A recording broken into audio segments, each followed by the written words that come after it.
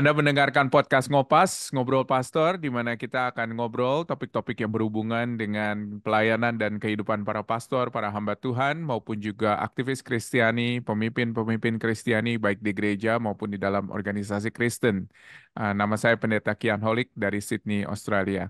Nah, sebelum kita melanjutkan, jangan lupa untuk Anda subscribe channel ini dan nyalakan loncengnya di YouTube supaya apabila ada video-video baru yang kami upload, Anda bisa langsung dapat mengetahuinya.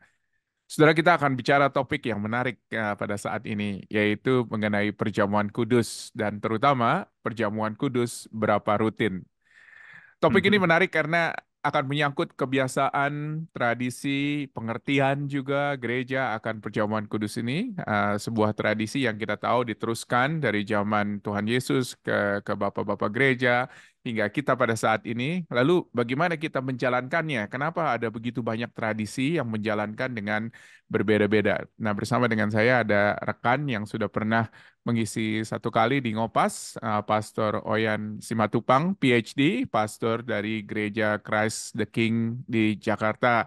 Halo, Selamat teman-teman datang, Kompas. Bang Oyan. Apa kabar? Selamat, selamat, selamat. Apa kabar, Pendeta Kilan? Baik, baik, baik, baik. Senang sekali nih. Kelihatannya ketagihan ya dari ngobrol kita yang pertama kali ya, jadi kepingin lagi ya. Soalnya itu apa kalau ngobrol tuh persahabatan dibuat, jadi enak gitu kan? Iya, Itu sebetulnya kuncinya, betul. ya kan? Nah, boleh saya tahu apa yang exciting dari Christ the King akhir-akhir ini? Apa yang exciting? Mm-mm. Apa ya? Kita baru saja merayakan anniversary Kids Church kita yang ketiga. Kids Wow. Church kita mulainya online sama dengan gereja kita mulainya online dan Aha. tanggal 20 kemarin anniversary ketiga dan Hmm. bertumbuh anak-anak diajari tentang Kristus ya something Hmm. exciting gitu. Selalu senang lihat. Hmm. Dan Ya, mereka ya. kemarin itu menjadi gospel reader di Palm Sunday. Ah, ah. Jadi khotbah Wow. saya lebih pendek karena mereka Ya. yang baca teks dari Mark 1 Mark 11 1 sampai 11 kan election itunya Ya. teksnya untuk Palm Sunday. Wow. Itu Wow. ya. Oke. Oke. Ya, ya, ya. Saya yakin dan percaya anak-anak juga boleh bertumbuh bukan hanya secara biologis ya bertumbuh ya, tetapi Ya, juga boleh bertumbuh di dalam pengenalan akan Kristus begitu loh. amin. Betul sekali. Dan tentunya Christ the King mencoba untuk expand nih kelihatannya nih. Hmm. Ada pikir-pikir expand kemana lagi nih kelihatannya. Ya, mungkin rencana yang apa ya di depan mata itu menjajaki Heeh, kemungkinan kalau kita bisa buka heeh. service bahasa Indonesia. Gitu Oke, karena kan oke, kita sebenarnya apa di tanam oleh gereja IES International English Service ya, dan tadinya nama kami IES Christ the King. ya, Tapi bagian dari peremajaan lah kira-kira gitu kita heeh. apa tidak menggunakan IES lagi jadi hanya GSJ Christ the King dan tentunya karena nggak ada embel-embel English ya ini membuka kesempatan juga mungkin untuk membuka kebaktian bahasa Indonesia gitu. Yang saya pikir penting di Hmm, Indonesia ya untuk itu lebih ya, ya melakukan ya, sesuatu di ya. dalam bahasa ibu sendiri gitu.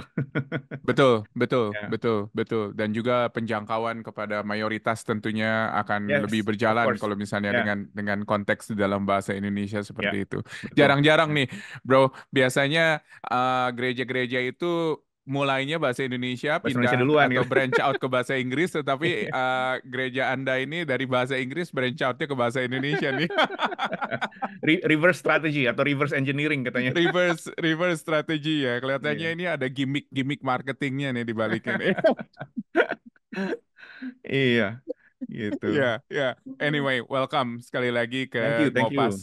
Ya. Dan kita akan bicara mengenai perjamuan kudus. Aduh, kalau bicara mengenai perjamuan kudus ini panjang biasanya nih bicaranya. Tapi kita cuma bisa bicara setengah jam. Setengah jam, iya.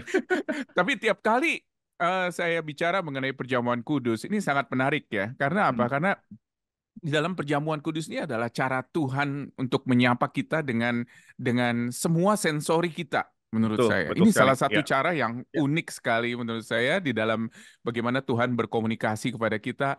ya, Ada elemen yang kita lihat, ada elemen yang kita pegang, ada ya, elemen yang kita rasa, betul. kita makan, kita minum. Jadi buat saya sendiri ini adalah suatu cara spesial Tuhan bicara sama saya nih, bro. Ya, betul, betul sekali. Saya Nah, setuju.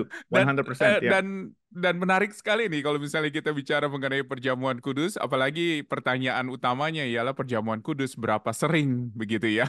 Ya. Nah, tapi sebelum kita bicara ke sana, mungkin apa sih sebetulnya kalau misalnya orang bicara perjamuan kudus, apakah ini hanya sekedar tradisi? Apakah ini sesuatu yang memang betul gereja harus lakukan?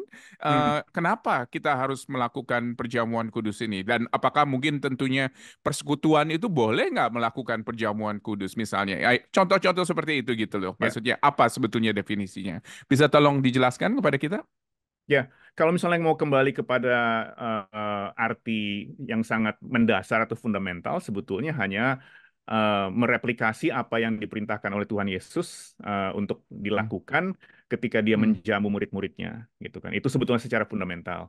Tetapi tentu secara tradisi, dan saya mengartikan kata tradisi itu dengan indah, sesuatu yang kita hmm, pass down ke next generation, tentu muatan-muatan teologis itu diberikan juga kepada apa yang dilakukan gitu. Sehingga hmm, eh, pada satu sisi itu memperkaya makna perjamuan kudus, tetapi kadang-kadang di dalam tradisi itu tentu bisa menjadi sesuatu yang memagari, yang tidak memberikan fleksibilitas gitu.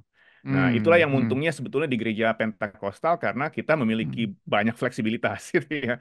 Eklesiologi kita tidak terlalu ter apa spell out lah kira-kira, ya, hmm, hmm, sehingga memberikan ruang untuk bereksplorasi gitu. Dan hmm, bereksplorasi hmm, ini tentu tidak semacam asal-asalan eksplorasi, tetapi kita ingat hmm, waktu Yesus berbicara dengan Nikodemus kan dikatakan bahwa discernment itu adalah mengikuti roh kemana dia pergi, gitu kan. Nah, saya pikir eksplorasi ini adalah bagian untuk mengerti kemana roh itu pergi. Tentu roh pergi dalam memproklamasikan Kristus, gitu. Karena ini sangat trinitaris ya, roh dan hmm, Kristus gitu. Saya kira hmm, begitu. hmm, Iya. hmm, hmm. Jadi, Itulah yang jadi dengan menguntungkan kata lain, kami gitu ya. Jadi dengan kata lain sebetulnya kita bukan hanya melakukan tradisi ya, tetapi kita itu Iya, mempunyai sebuah tujuan dengan kita melakukan atau mengadakan perjamuan kudus ini kelihatannya ya. ya betul betul Tadi sekali. sudah Ya, sebut ada beberapa hal misalnya seperti memproklamirkan Kristus contohnya ya, salah satunya. ya. Ada yang lain begitu tujuannya daripada perjamuan kudus itu untuk apa? Eh, oke. Mungkin ini kebetulan berhubungan Nah, dengan research saya waktu studi doktoral ya. nah, ini cocok nih. Dan pertama-tama ini timbulnya dari waktu pertama kali saya sekolah teologi program S2. Ada Hah? satu kelas tentang sakramen yang begitu mengena kepada saya, dan mengenanya dalam arti selama ini perjamuan kudus itu diartikan sebagai sesuatu yang apa ya, yang sangat spesial dalam arti misalnya eh, dirayakan seperti kita merayakan ulang tahun, atau Hmm, dirayakan seperti kita merayakan wedding anniversary. Supaya hmm, supaya wedding anniversary atau birthday itu spesial, jangan dirayakan tiap kali gitu. Itu seperti hmm, pengertian yang dipegang secara baku paling tidak di gereja-gereja free church itu. Nah, ketika di dalam kelas ini dikatakan sebetulnya perjamuan kudus ini adalah makanan, ya, makanan yang kalau kita tidak menerimanya, kita jadi kurang gizi sebagai orang Kristen, itu hmm, menohok sekali kepada saya, gitu. hmm, hmm, Nah, hmm, itu hmm, akhirnya hmm, dari situlah berangkat kepada sebuah kerinduan untuk meneliti secara lebih jauh bagaimana sih kita hmm, bisa mengkonstruksi teologi perjamuan kudus bagi kita orang-orang hmm, Pentakosta karismatik yang hmm. mungkin eh, apa ya, pertama-tama memiliki fleksibilitas secara gerejawi, tetapi kedua belum melakukan refleksi secara mendalam tentang apa arti sesuatu itu, termasuk Hmm, apa arti perjamuan kudus itu, gitu. hmm, hmm, Jadi hmm, hmm, tadi hmm, saya katakan Bro Holik nanya makna-makna apa saja yang saya kupas dari perjamuan kudus ini, dan saya menggunakan kata ekaristi secara khusus. hmm, hmm, Ekaristi itu memberitakan keadilan, ya, keadilan. Karena kerajaan Allah adalah tentang keadilan, damai sejahtera, dan sukacita dalam Roh Kudus. Roma 14 ayat 17. Jadi dalam perjamuan kudus itu keadilan Tuhan itu diproklamasikan, gitu. hmm, Melalui hmm, apa? Melalui solidaritasnya. Jadi Ekaristi itu juga hmm, memberitakan solidaritas Allah kepada kita, gitu. yang akhirnya mengundang kita juga untuk bisa bersolidaritas dengan orang lain, sehingga Ekaristi itu juga adalah alat Allah untuk mengatakan bahwa em, apa yang aku berikan kepadamu itu cukup gitu. Jadi saya dalam bahasa Hmm. Inggris saya memberikan definisi Hmm. Ekaristi itu sebagai hunger management, ya. Bahwa ketika hunger management, bahwa Ya, ya, pertama-tama kita itu dicukupkan oleh Kristus. Oleh karena ya. itu kita juga harus bisa mau mencukupkan orang lain. Hunger management. Ada sebuah Ah, keadilan dalam alleviating hunger gitu ya. ya, ya, Nah, ya, ya. setelah itu di tengah-tengah itu saya katakan bahwa oleh karena itu Ekaristi itu juga memberitakan sebuah pengharapan kepulihan, healing. Ya, nah ini kan bahasa Pentakostal banget tuh, Ekaristi Hmm, as healing. hmm, Dan sebetulnya bukan sesuatu yang Pentakostal banget karena apa Ignatius dari Antioquia, ya, kita orang salah satu bapak gereja, itu dalam suratnya ke jemaat di Efesus mengatakan bahwa Ekaristi ini adalah the medicine of immortality, ya, obat keabadian gitu. Nah, apa hmm, hmm, maksudnya? Ya saya kupas gitu. Immortality yang hmm, ingin disampaikan itu oleh Kristus itu dalam arti gereja secara bersejarah, dan bagi kita Pentakosta itu apa gitu, healing gitu. hmm, hmm, Nah, hmm, setelah healing, saya berikan makna juga bahwa Ekaristi itu adalah misi kita, gitu. Misi kita hmm. dalam arti, apalagi ini bagi orang-orang Pentakosta karismatik ya, biasanya misi itu yang bikin semangat kita bermisi itu karena kita datang ke mission conference gitu ya, Ya, ada ya, pembicara ya. KKR yang menyemangati gitu kan, itu akhirnya kita Betul. terbakar untuk misi gitu. Ya, Padahal saya ya. katakan sebetulnya kita bisa bermisi karena kita sudah diberi makan oleh Kristus. Jadi Ah, impuls misi itu sebetulnya ada di dalam gereja. Ketika Kristus ah, menjamu kita, kita bisa ah. bermisi dengan tentu menjamu orang lain, memberikan Hmm. hospitalitas dan seterusnya. Wow, Gitu. wow. Nah, Jadi ini setelah ini misi, punya punya Hah? arti dimensinya begitu banyak ya Banyak, kelihatannya ada ini. 7. Ini saya kasih ke kelima, dua lagi ya. Oke, Lalu setelah oke. itu, setelah misi, Ah. saya sambung ke pengharapan eskatologis, bahwa Oh, oke. misi Yep. kita itu melihat sebuah pengharapan bahwa Allah akan benar-benar mencukupkan segala sesuatu ciptaan itu akan di, di dipulihkan, tentu bersambung Ya. dari healing, dari misi dalam Ah, pengharapan eskatologis yang kita bawa dan kita proklamasikan melalui makanan itu. Dan ah. akhirnya terakhir, Ekaristi itu memberikan kita pratinjau Mhm. terhadap apa yang Rasul Petrus katakan di Kisah Para Rasul ya, tentang ide apokatastasis atau restorasi segala sesuatu, pemulihan segala sesuatu. Oke, Itu oke. ketika ketika kita dijamu oleh Tuhan, kita diberikan Hmm. pratinjau bahwa melalui justice, melalui solidarity, melalui hunger management, melalui healing, melalui mission, melalui eskatologi, bahwa tujuan akhirnya itu adalah pemulihan segala sesuatu gitu. Wow. Oleh karena itu yang kita coba praktikkan di dalam kehidupan kita bergerejawi minggu lepas minggu. Kira-kira begitu yang saya propose dalam disertasi saya Wow. gitu. Wow. Jadi Ya. coba coba tolong diulang 7 lagi biar biar Oh, kita 7. semuanya Oke. ingat apa aja. Oke, jadi Eucharisty as justice, Ah, Eucharist ah. as justice, ya. Ya, Karena disitulah keadilan ya. Allah diproklamasikan.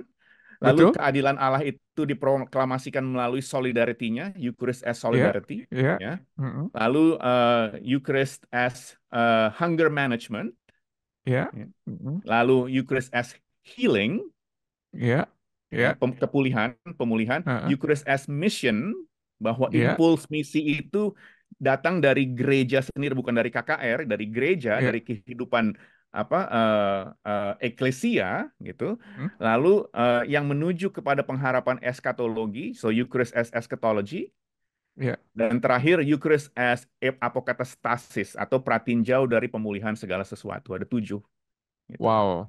Ya. Wow. Dan Wow. secara pentakostal itu diikat dalam kepulihan tadi gitu ya. Kepulihan saya Ya. katakan juga bahwa kita juga harus memiliki pandangan tentang keadilan yang dipulihkan, pandangan Mm-mm. tentang solidarity yang dipulihkan, pandangan Mm-mm. tentang hunger Mm-mm. management yang dipulihkan, misi yang dipulihkan Mm. dan seterusnya kayak gitu. Mm.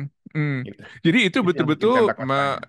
itu betul-betul menabrak banyak konsep kita karena kita sering berpikir bahwa secara individualistik ya. Kita berpikir Ya, secara ya, individualistik dan kita berpikir ini buat saya, begitu loh betul. maksudnya. Ya, Tanpa berpikir bahwa ini ada faktor tadi seperti solidaritas, ya, faktor keadilan dan lain ya. sebagainya. Wow, ini luar biasa luas sekali. Karena bukan hanya sesuatu yang diberikan kepada kita, bukan Hmm. sesuatu yang kita proklamirkan. Memang Paulus mengajak kita untuk memproklamirkan itu, begitu ya, Ya, sampai betul. sampai Kristus datang kembali. Dia katakan Ya, bukan hanya melihat ke depan, tetapi juga melihat ke sekitar kita, gitu ya, yes, kelihatannya ya. exactly. Ya, Wow, wow, ya. wow. Jadi ketika Nah Paulus mengatakan ini, examine your heart kan ya, sebetulnya bagaimana kita bisa memposisikan diri dalam keadilan, dalam solidarity, dalam hunger management yang kadang-kadang malah kita maruk gitu kan, kita apa hmm, namanya hoarding hmm, istilahnya kan gitu. Terus hmm, bagaimana hmm, healing itu hanya individualistis, bukan healing tentang kosmis ya, hmm, bukan hmm, healing tentang sesama, misi itu ya, dilihat dengan ya, kacamata mendominasi, itu kan juga butuh ya, healing gitu ya, kayak gitu dan terusnya. ya. Iya.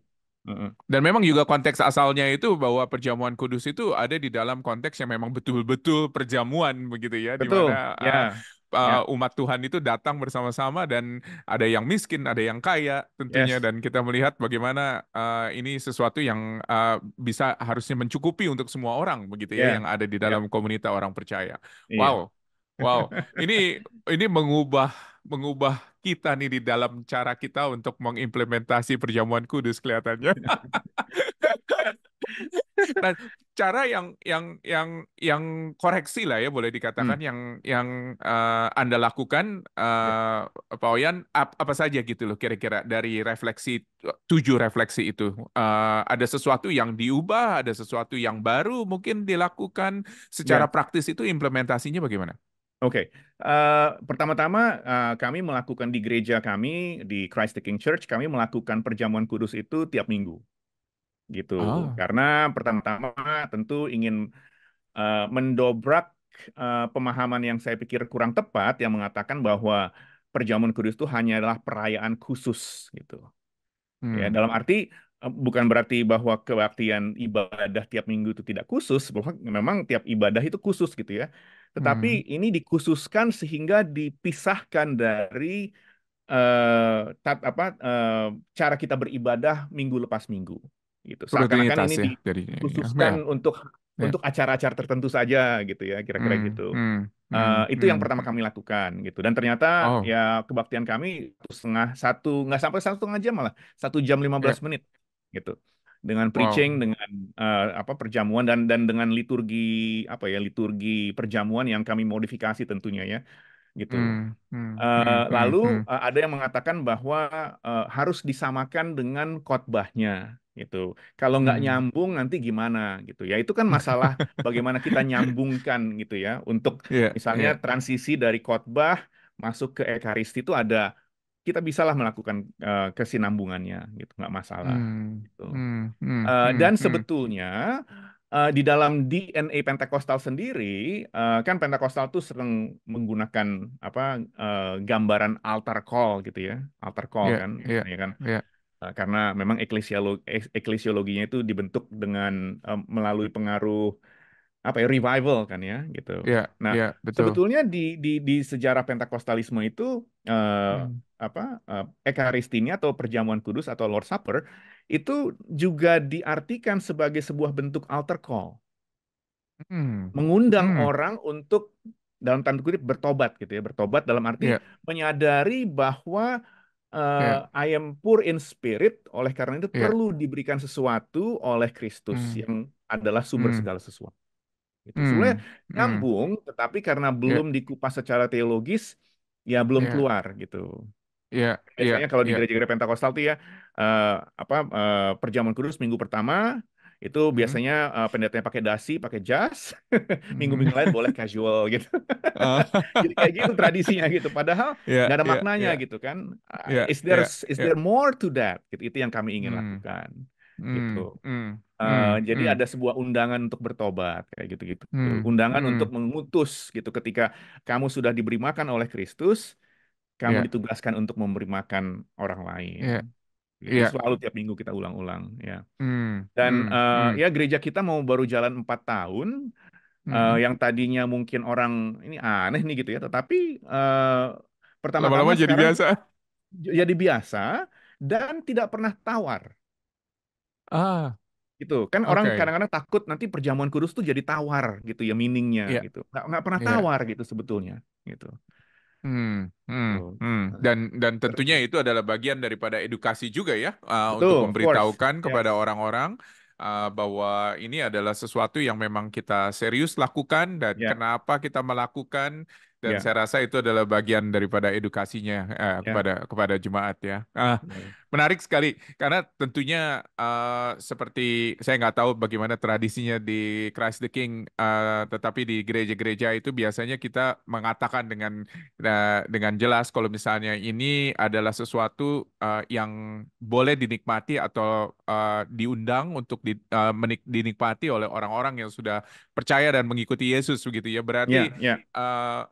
itu ada kesinambungan nggak kalau misalnya ada orang-orang yang mungkin belum percaya yang datang ke gereja sehingga tidak bisa ikut serta dan lain sebagainya. Saya kepengen tahu aja gitu loh. Maksudnya kira-kira ada gap nggak di situ? Nah, karena gini, karena eklesiologi Pentakosta sebetulnya memberikan ruang bagi apa, dalam tanda kutip, orang percaya itu menjadi percaya di dalam kebaktian karena Ya, apa, naturnya KKR gitu ya. ha-ha. Jadi kita juga undang sebagai bagian respons terhadap kerikma yang sudah dilakukan melalui preaching gitu kira-kira. Oke, Gitu. oke, Respons oke. dari kerikma yang sudah diterima, Ya, biasanya kan misalnya altar call, ini kembali kepada hmm, gambaran metafora altar call itu kan biasanya kan orang maju hmm. siapa yang mau terima gitu kan ya gitu. Betul, Nah, inilah betul. menerima ini, Hmm, menerimanya dengan sesuatu yang tangible hmm, gitu, hmm, bahwa hmm, menerima hospitalitas yang diberikan oleh Kristus itu sendiri gitu. Karena hmm, ini adalah a hmm, table of mercy, a table of hospitality gitu. hmm, hmm. Oleh karena itu, tentu uh, jadi kita tidak sembarangan dalam arti sembarangan siapa aja mau gitu, tapi kita benar-benar apa, garis bawahi arti ini. Ya tentu proses percaya itu tentu ya Hmm. diformalitaskan dalam misalnya baptisan atau pengakuan Ya, iman dan seterusnya. Tetapi kan ya, sebetulnya apa, the genuineness atau keaslian percaya itu adalah antara pribadi tersebut dengan Tuhan gitu kan. betul, betul, Jadi betul apa, sekali. momen itu kita apa, buka untuk seseorang Ya, mengalami momen hmm, bersama Tuhan hmm, melalui caranya menerima sesuatu yang tangible yang hmm, sudah dia hmm, terima secara paling tidak audible melalui firman hmm, gitu kan ya gitu. hmm, Tapi hmm, mungkin hmm. audible itu menyentuh indera inteleknya. Ya, Nah, dari ya, sini ketika kita, dia tadi kan Pastor Ken kan bilang apa, hmm. menggunakan sesuatu yang apa, engaging all the senses gitu kan. Iya, Nah, iya, ketika dia betul. menerima, afeksinya Ya, pun juga di-engage ya. gitu. Hmm, Tuh. hmm, Dan hmm, itulah hmm, mungkin saya pikir undangan untuk mengasihi Allah dengan segala aspek kehidupan kita. Love the Lord your God with all your heart, mind, soul, and strength gitu. Itu hmm, undangannya diberikan di situ. Ketika hmm, intelek kita hmm, di-engage melalui kerigma preaching dan hmm, di-engage secara afeksi melalui hmm, sesuatu yang kita hmm, terima dan bisa sentuh dan bisa cium dan akhirnya rasakan gitu. Gitu hmm, hmm. kira-kira. Jadi Ya. respons daripada seseorang itu ialah dinyatakan dengan inisiatifnya begitu ya, untuk dia Yes. membuka diri sendiri Ya, datang ke meja perjamuan. ya, Tanpa betul. tanpa boleh dikatakan, oh maaf, saya mau lihat dulu kartu anggotanya. Atau Kan ada KTP-nya gitu gereja kan yang nih. gitu kan. Ya, Kan ada gitu. gereja yang gitu kan. Kalau mau Ya, perjamuan kudus harus bawa kartu anggota ke gerejanya baru dikasih. ya, ya,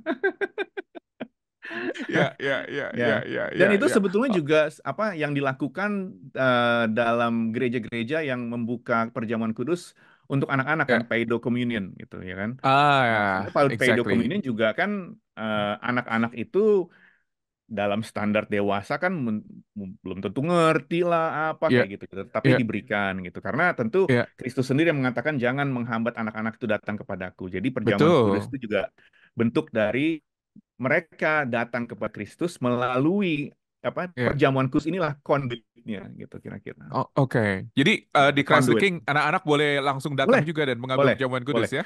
Nah, boleh. Tentu dengan seizin orang tua. Itu kita katakan. Jadi Hmm, tentu dalam dalam keluarga otoritas itu kita tidak semena-mena mengimpose kepada orang tua ya, untuk kamu harus ya, melakukan.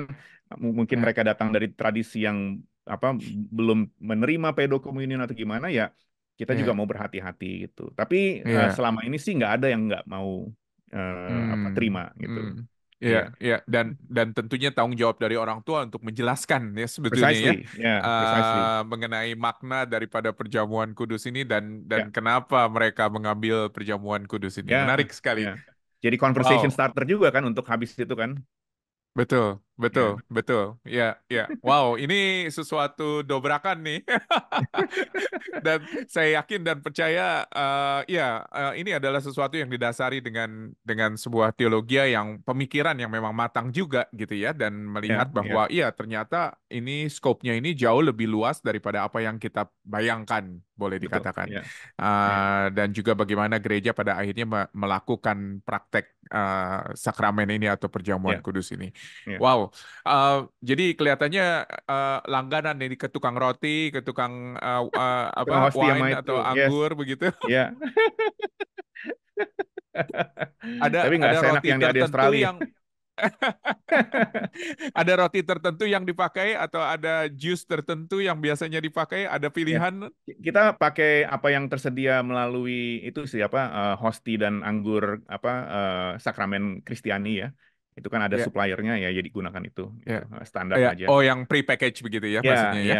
ya, Oke, ya. oke, Ya. oke, oke. Mungkin Wow, sangat ke menarik depannya kita sekali. harus mikirin juga karena misalnya ada yang ada gangguan kesehatan celiac misalnya kan ada karena ada glutennya itu.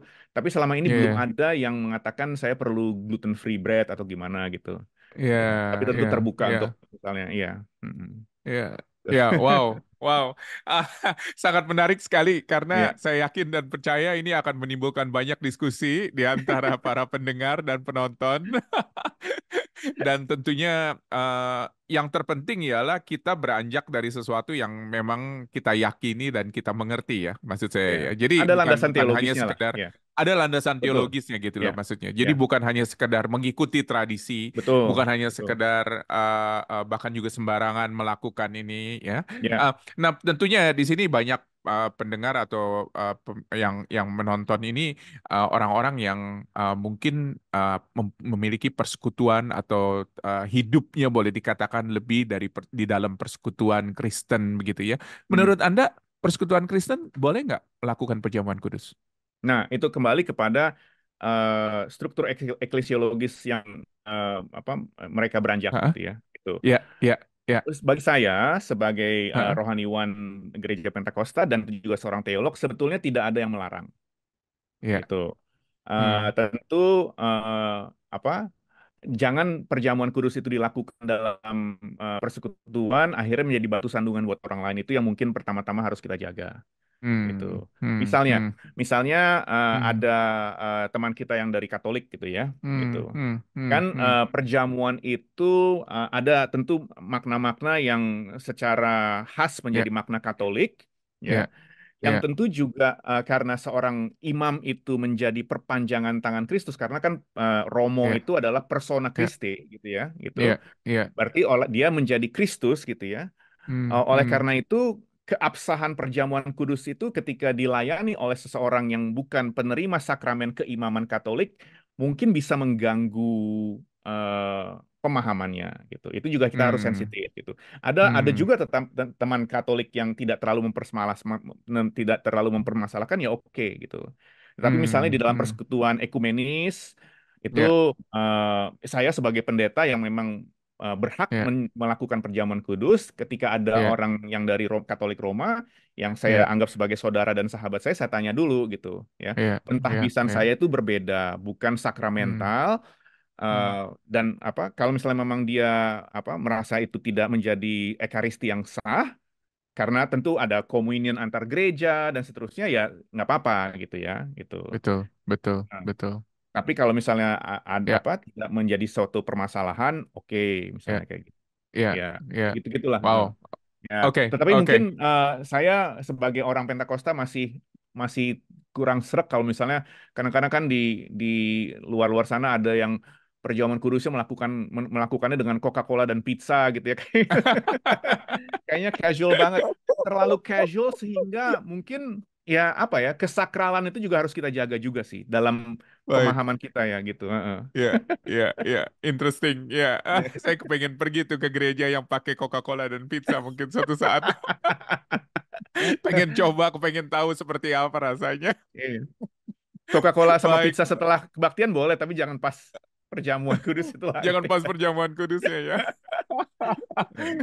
It's always a delight. Thank you, Iya. Bang Oyan. Thank you buat Thank you banget. waktunya.